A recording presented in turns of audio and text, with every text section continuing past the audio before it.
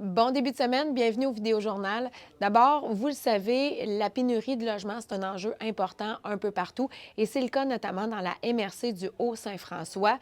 En chiffres, en 2022, on a constaté qu'il manquait entre 40 à 50 logements dans la MRC.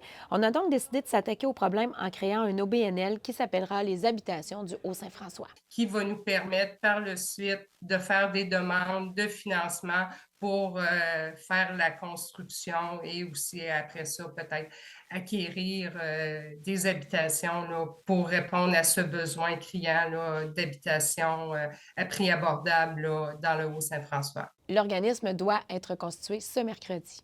Maintenant, la Coupe Canada s'est terminée hier à l'Arena Eugène Lalonde et on peut dire mission accomplie pour nos patineurs sherbrookois.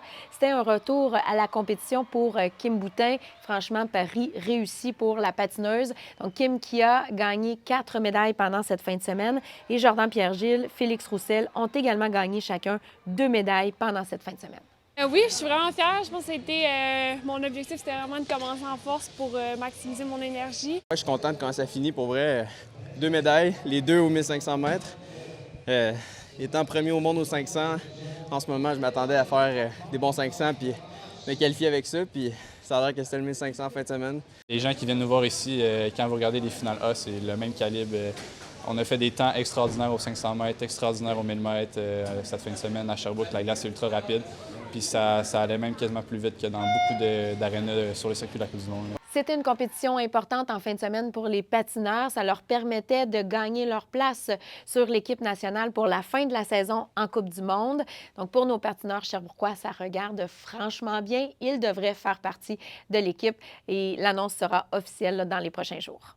En terminant, j'ai une suggestion de lecture pour vous. C'est mon collègue Guillaume Renaud qui, la semaine dernière, lors de son passage aux États-Unis, a rencontré un groupe d'une dizaine de francophones qui habitent Manchester, au New Hampshire, et qui tentent de garder bien vivante leur langue maternelle. Et ça passait, entre autres, par l'écoute du téléjournal Estrie, mais leur câbleau distributeur ne nous diffuse plus. Alors, je vous invite à découvrir Le Petit Québec du New Hampshire. C'est le titre de son article que vous allez retrouver sur l'appli Info. Merci d'avoir été là. Je vous dis à demain. Bye bye.